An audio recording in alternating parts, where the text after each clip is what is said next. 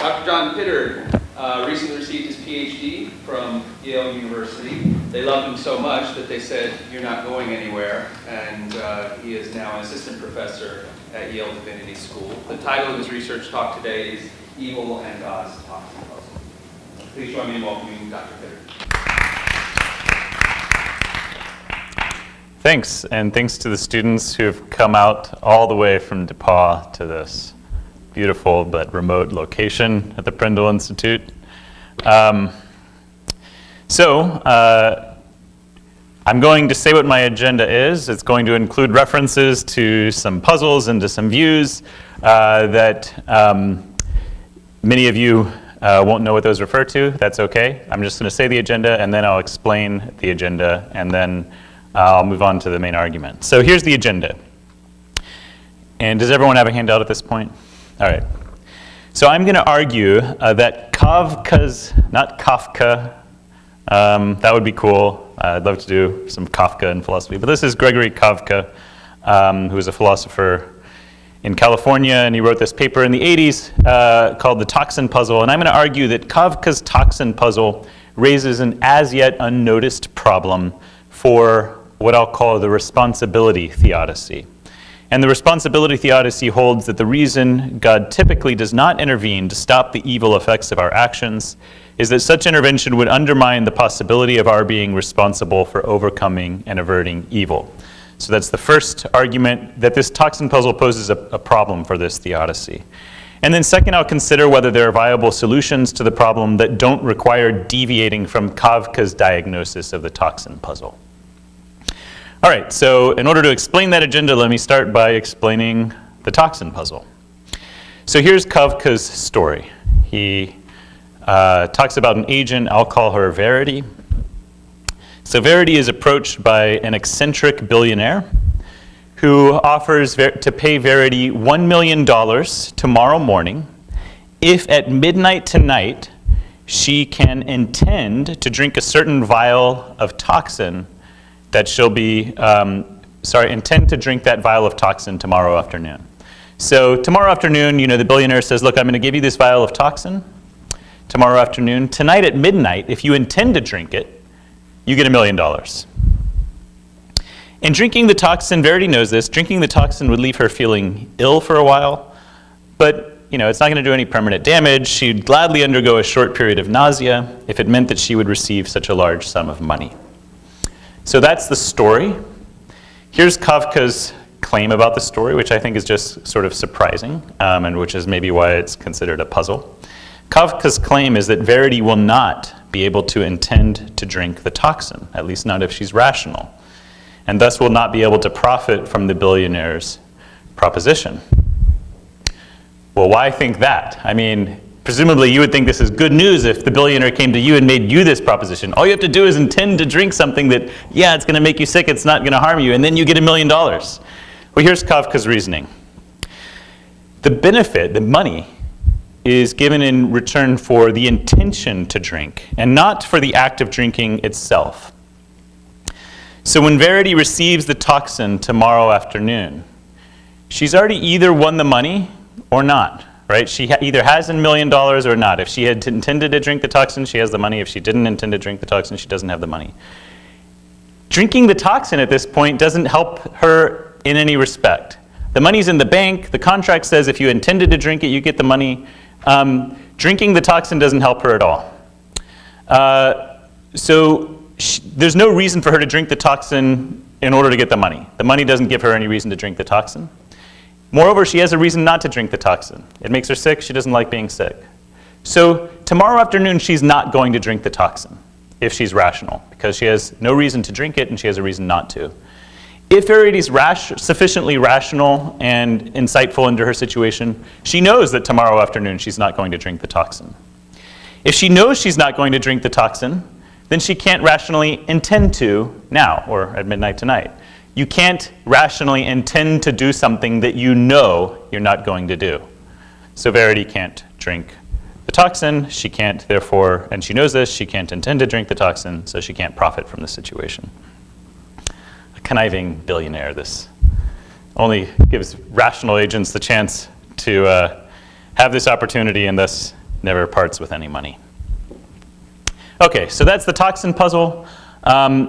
Most philosophers agree that subject to certain stipulations, some of which I'll get into in a little bit, yeah, verity can't profit from the situation, and some philosophers disagree. But I want to suppose, for purposes of my talk, that the majority position is correct, that Kafka's right, that verity can't rationally intend to drink the toxin in this situation. So that's the Toxin Puzzle. Now I want to describe what the responsibility theodicy is. A theodicy, of course, is a response to the problem of evil that attempts to give some account of why God has permitted the evils that we see around us. So I'll give an account of the responsibility theodicy, and only then will I explain why the Toxin Puzzle poses a problem for the responsibility theodicy. Okay, so the responsibility theodicy, you can think of it as a combination of certain axiological claims and then certain kind of metaphysical commitments that together give you an explanation for why there's a lot of evil. So let me start with the kind of key axiological claims. First, it's a great good for creatures, according to the responsibility theodicy, to be significantly responsible for the positive well-being experienced by others, and to exercise this responsibility through loving and morally courageous free actions. So that's a really good thing. Second, the value of this responsibility is enhanced if creatures are responsible not only for contributing positive goods to the lives of others, but also for averting and overcoming evils. So if we could only do good things for others, but if we didn't do those good things, nothing really bad would happen, everyone would still be pretty happy. Yeah, we'd have some meaningful responsibility, but it wouldn't be as meaningful. The scope of our responsibility would be significantly curtailed. And according to the responsibility theodicy, it's good that we have a morally serious and deep sort of responsibility for others. And thus, that responsibility needs to include overcoming evils, averting evils. Okay, now to see why, if you take these axiological claims seriously, it might give you an explanation for the moral evils that we see in this world. Let's just consider what has to be true for Lola, I'll call her, to have serious responsibility of the serious sort for Cyril. And it seems like the first thing is we need some kind of structure, some decision situation that has this sort of structure. Lola faces a choice between some sort of good action, a good choice, and some sort of bad action. And if she makes the good choice, that has a positive effect on Cyril's well-being, he's happy. If she makes the bad choice, it results in Cyril's suffering some evil E. Okay? That's the basic structure that needs to be in place for Lola to have this kind of serious responsibility for Cyril. Now, the next claim the responsibility theodicy makes is to take on board an incompatibilist view of freedom, according to which free will is not compatible with causal determination. And what this means is that God cannot put Lola in this situation and then make Lola freely do the good choice. If God's making her do something, she's not freely doing it. For her to be responsible, I should have said, not only does she have this choice, but it's a free choice, right? It's up to her. The incompatibilist, it's a fairly intuitive view. Of course, many philosophers don't subscribe to it, but this theodicy does, and it says, look, if incompatibilism is true, God can't put Lola in this situation and then just make her freely do one thing. It's really got to be up to Lola in some really strong sense. So moving to the next page of your handout, the next assumption or commitment of the theodicy is not only can God not make her do it, which would fully undermine her responsibility, God also can't put in external constraints that would not fully constrain Lola to do the good choice, but just make it overwhelmingly probable that she would. God can't make it overwhelmingly probable without diminishing her level of responsibility. This isn't to say that external factors or even internal character factors, but things that God kind of built into Lola. If God makes it overwhelmingly probable, then that diminishes Lola's responsibility. It has to kind of be up to Lola, not just that it's possible that she goes either direction, but that it's not made overwhelmingly probable that she go in one direction for external reasons.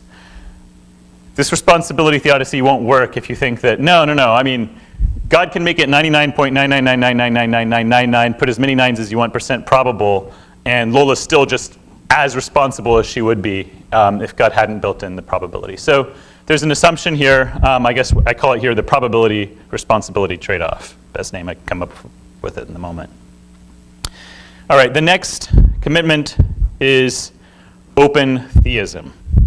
And for our purposes, all we need to know is this commitment is, in open theism is basically this commitment. God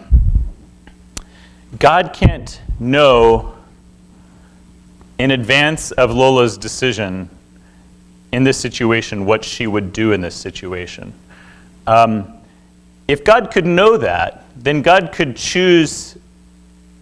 I should actually qualify this. He can't know what Lola would freely do in that situation. Of course, if God knows he's going to make her do something, God could know in advance. But if it's free, God can't know in advance what Lola would freely do. That's the open theistic commitment, which denies something called middle knowledge. Middle knowledge holds that God could know what Lola would freely do in any situation, whether she's in that situation, even whether or not she exists. Open theism says this isn't sensible. If it's free, it's indeterminate until the choice is made. There's nothing that could ground that knowledge. So God can't say, look, I'll only put Lola in this situation if she'll make the good choice. I know she would, so I'll put her in that situation. In another context, maybe God knows she would make the bad choice, so God doesn't put her in that situation. Open theism says God doesn't have that sort of knowledge. Finally, another thing that has to be the case for Lola to exercise this kind of responsibility is what I'll call here no counterfactual intervention. And what this means is, suppose Lola makes the bad choice.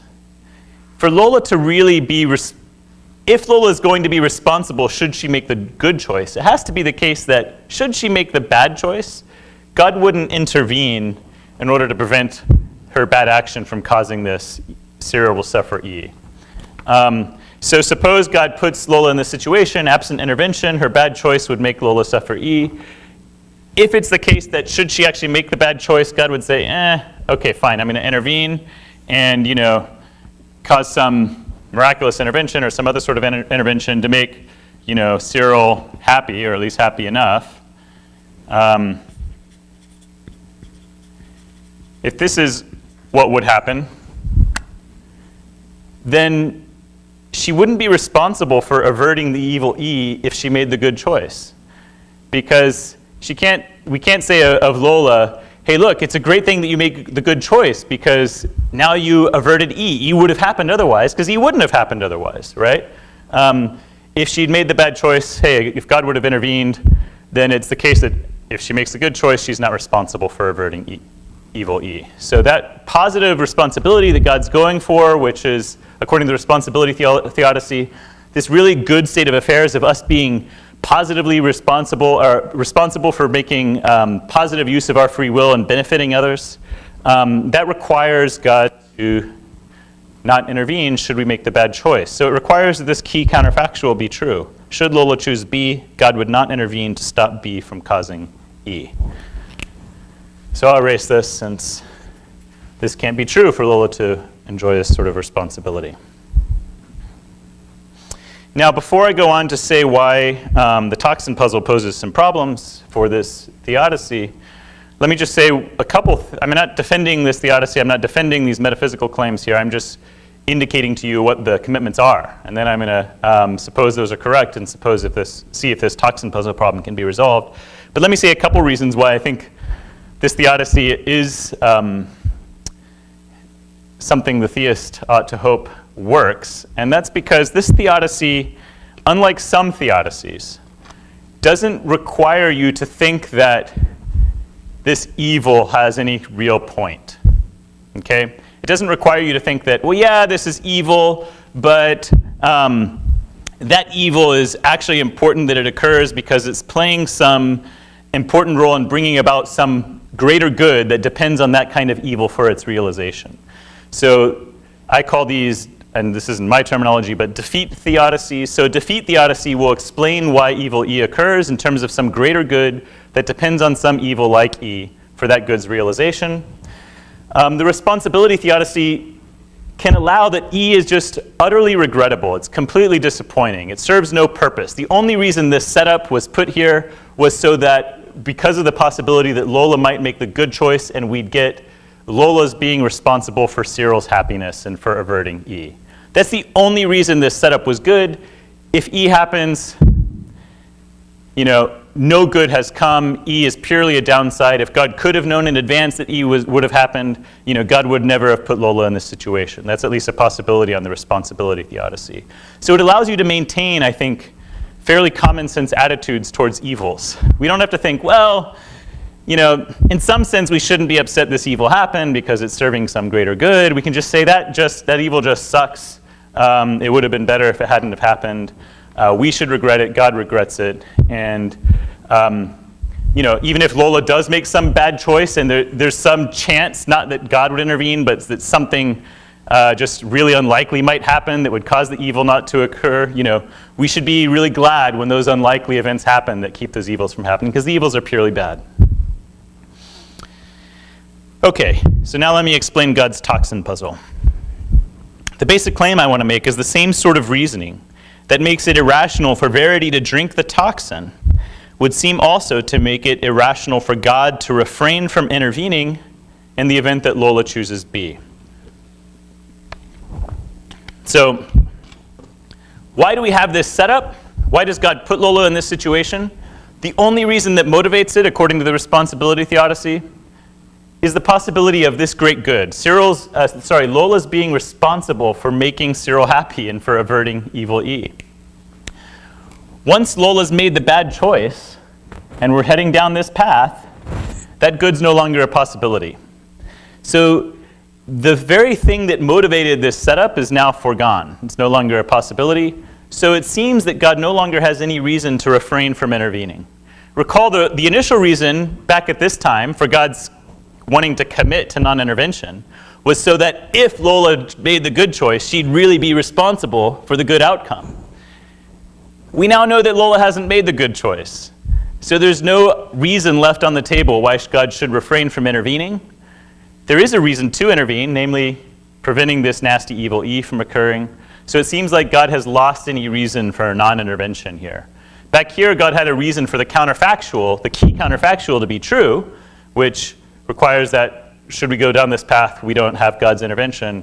But once we're down this path, the reason for making that key counterfactual true has been lost. Now, this isn't exactly analogous to Verity's toxin story. So I want to give you a revised story. I think structurally the similarities are there, the toxin puzzle applies. But let me just tweak Verity's toxin story to give you one that's more perfectly analogous. And I won't explain precisely the ways that they're the disanalogies. I'll just give you the story that corrects for them. So on your handout, a more analogous toxin story. I call it single coin toss. So this is what the Verity learns. This is the billionaire's proposition to Verity. The billionaire will flip a coin. If the coin lands heads, the billionaire will not give Verity any money. But he'll present her, or she'll present her, or the billionaire will present Verity with a toxin that causes nausea for a minute, and which Verity can decide to drink or not. Okay, so if the coin lands heads, Verity is going to be given a vial of toxin, which would make her sick for a while. She can choose whether to drink it. If the coin lands tails, then the billionaire will not give Verity a toxin, but will give her $1 million if and only if it's the case that had the coin landed heads, Verity would have drunk the toxin. So we can call this italicized conditional Verity's key counterfactual. So before the coin toss, if Verity could make this counterfactual true, look, I would drink the toxin should the coin land tails, Verity would make that counterfactual true. But it's not true, unfortunately, if Kafka's reasoning is right, and Verity knows that. Because suppose the coin lands heads and she's given the toxin. Well, the only way she could have gotten the money is if it landed tails. It landed heads, she's given the vial of toxin. What reason does she have to drink it at this point? None, right? She's just going to drink a toxin that's going to make her sick. It can't get her any money or anything like that. So if the coin landed heads, she would have no reason to drink the toxin. She'd have a reason not to drink the toxin, so she wouldn't drink it. She knows that.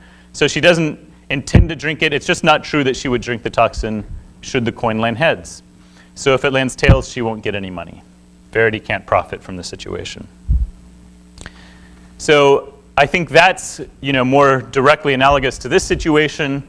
Look, if the good choice is made, the good event, equivalent to the coin landing tails, if Verity makes the good choice, God gets this really good thing, Verity's being responsible for averting evil E, only if, had the bad choice made, God would have drunk the toxin of non-intervention, right? If the bad choice was made, it's like God's already lost out on the good that could have come from this situation, but gosh darn it, I'm not going to intervene, I'm going to let the evil happen. If that's what would have happened, then yeah, Verity can be really responsible should the good choice be made. But God knows in advance if the bad choice is made, there's no longer any reason to refrain from intervention. The thing that God was going after is now a lost possibility. All right, so the nice thing you might think is, and I'm not going to get into these details, but Kafka, in order to get his result in the original Toxin story, he needs to build in certain stipulations. For instance, you can't take a drug that changes you to really want to drink the toxin or forces you to drink the toxin. You can't sign any side contracts that promises my enemy my house if I refrain from drinking the toxin. Kafka ties the agent's hands in certain ways in order to get the right result. You might think, look, God's hands aren't tied. God can do whatever God wants, so these stipulations don't apply, so there's got to be a way out of this toxin puzzle for God. Unfortunately, some things that are possible for us might not be possible for God. Odysseus could tie himself to the mast of his boat when he went through the province of the Sirens and prevent himself from succumbing to the temptation of the Sirens because he's not all-powerful, right? God is all-powerful. God may not be able to bind God's future self in a way that we can. So, one natural suggestion is to say, look, right here, God wants the key counterfactual to be true. At this time, God wants it to be the case that God would not intervene here. So God should just bind God's future self and make it impossible for God at this point to intervene. I don't want to say this is clearly a wrong solution, but it's a highly controversial one. The idea that an omnipotent being can bind that being's very self is basically, I think, equivalent to, in the paradox of the stone, can God make a rock so big that God can't lift it?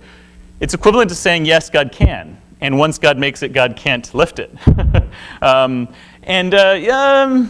Most people don't go that way, right? Most people go the other way. They say, no, look, given this is just an intrinsically impossible act, given that God's omnipotent, divine self-binding is impossible. So it would be a major cost to the responsibility theodicy if we had to accept the divine self-binding solution. Now, if God can't make it metaphysically impossible to intervene here, maybe God can make it morally unacceptable. That's another possible solution. God might promise to someone, I promise you, Lucifer, I won't intervene if if Lola makes the bad choice. I don't want to say this has no plausibility. I think it's a costly solution. Because, one might think, suppose God promises this to a perfectly good agent. Now we're heading down this path, Suppose God promises Andy this, that God won't intervene. And Andy sees what's coming, this horrible evil that Cyril's going to suffer. And Andy says, God, do something. And God says, no, I promised you, I wouldn't intervene. And at this point, Andy doesn't have any reason to hold God to the promise. I release you from the promise. Don't do this. It would seem like odd if God held God's self to be bound to this promise made to Andy when Andy himself wishes God would release God's self from the promise. Maybe God could promise some evil agent this that would hold God to it for malevolent reasons. I don't know. I don't explore that possibility. That's why I mentioned Lucifer and Lucifer maybe would hold God to this promise. But it's not clear that keeping a promise that you're being held to for purely malevolent reasons is an actual moral obligation. So again, we at least have controversy here that it would be nice to avoid if we could. So I want to see if there's a way of avoiding these controversial metaphysical and moral kind of claims and go for a purely decision theoretic solution. One that shows, look, if we adequately conceive of the situation, it's just rational for any being, to not intervene, God included, if we structure the decision situation correctly. So the decision theoretic solution that I want to develop relies on this fact. God isn't just facing this situation just once. The decision theoretic solution concedes that if this was a one-shot deal, God couldn't give Lola serious responsibility for Cyril. It's actually incoherent on this view. Well, if this is the only right solution, then it's incoherent to suppose that God could give Lola this responsibility in a one-shot deal. But of course, Lola and other agents are going to face situations like these over and over, right? And God knows this, of course. There's going to be multiple iterations of this sort of scheme. And the decision theoretic solution is to say that the fact that this is really an iterated toxin puzzle makes all the difference, and it makes it rational for God to refrain from intervening here, even though not intervening doesn't serve any of the goods on this board right now. It doesn't help God with respect to Lola's responsibility for Cyril's happiness. So let me give a new coin toss case, the multiple coin toss. And the multiple coin toss case is just like the single coin toss case, except Verity knows that the billionaire will toss a coin some large but indefinite number of times. And each time the arrangement is the same as in single coin toss. So Verity's told, look, I'm not going to tell you how many, probably be a lot of times. I'm not going to tell you when it's going to end, but I'm going to toss this coin a bunch of times. Every time, if the coin lands heads, I give you a vial of toxin. You can decide whether to drink it or toss it down the drain. If the coin lands tails, I'll give you $1 million if and only if you would have drunk the toxin had that coin landed heads. And we'll play this game several times. Iterated toxin puzzle. All right, so a coin lands heads. Can Verity drink the toxin?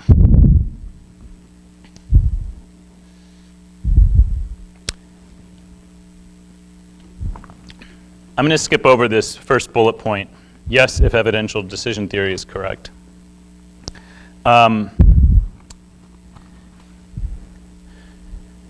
So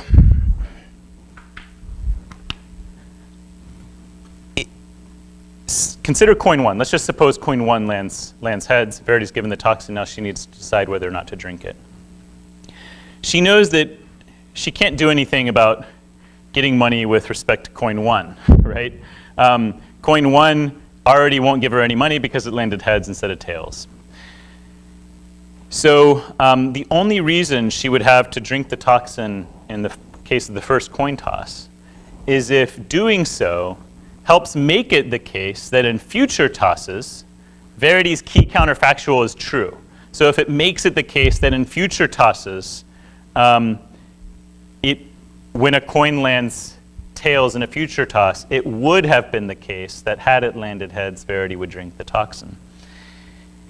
And what I want to argue is that Verity's drinking the toxin when the first coin lands heads would make it the case, or at least could make it the case, that in future tosses she would drink the toxin should the coin land heads.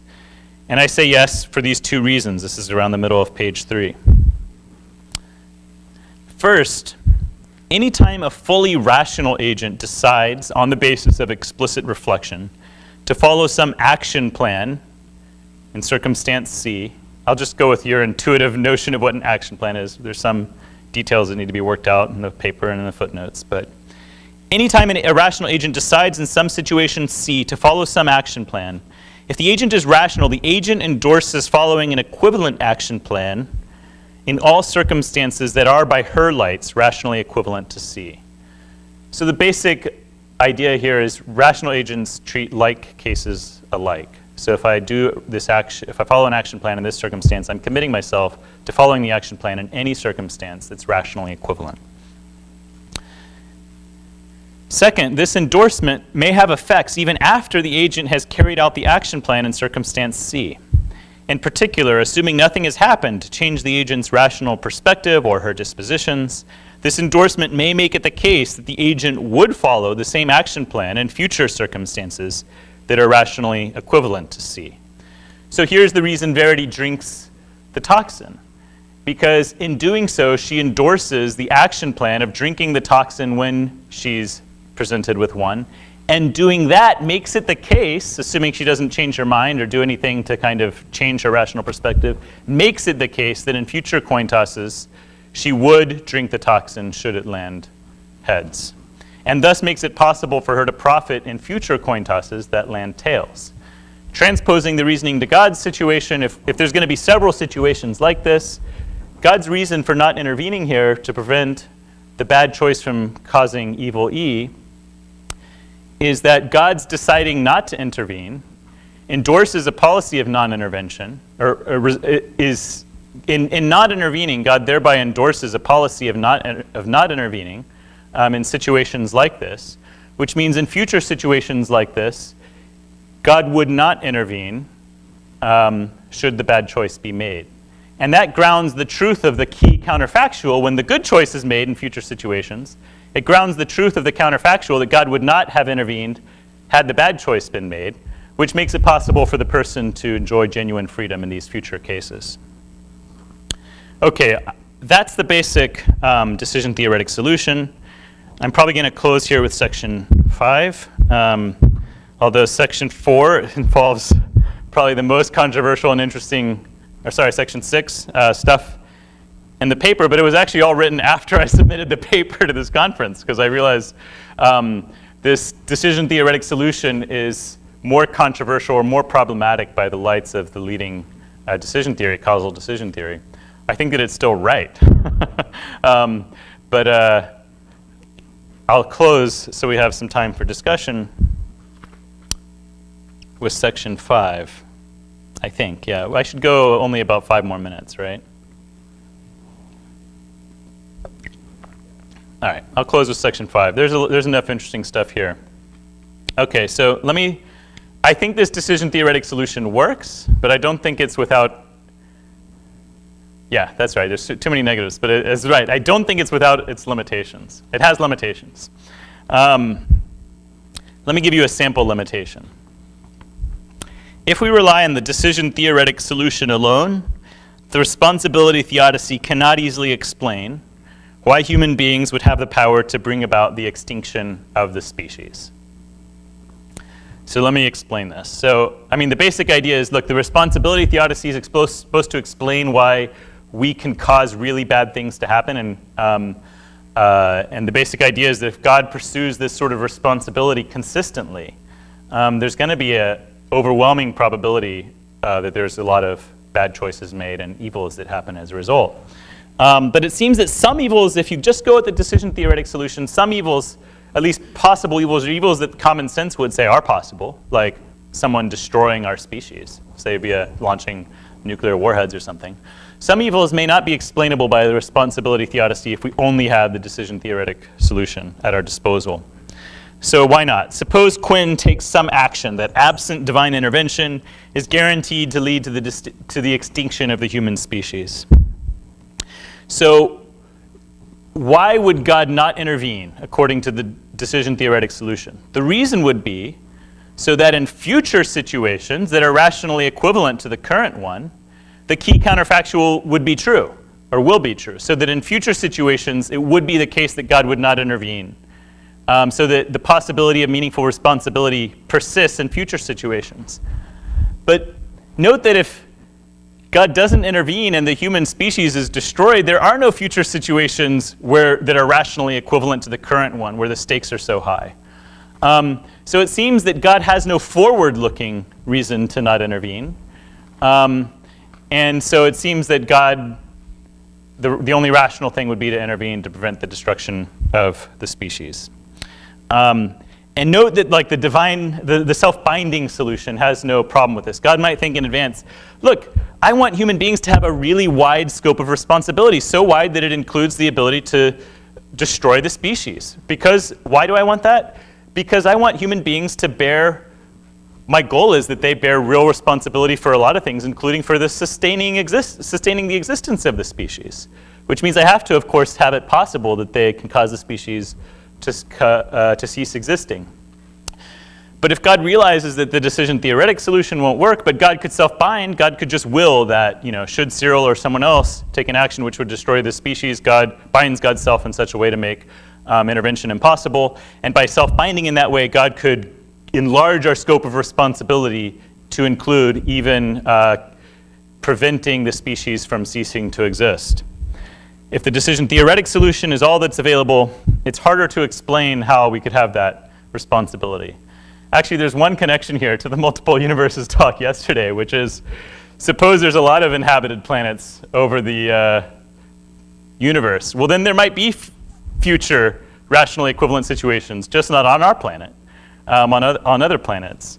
And so maybe if you enlarge, the number of creatures and the number of places where there's creatures, a lot of the problems that the limitations that the decision-theoretic solution faces might dissolve away. But if you think that human beings are all there is, and God agrees that Cyril's destroying the species would be really bad, then the decision-theoretic solution may be inadequate to solve that problem. But I would suggest, of course, maybe there's more than one solution that we can help ourselves to, but to me, this problem looks like a more manageable one maybe than the divine self-binding or the divine promises, the problems that face those solutions. So that's it. Thanks.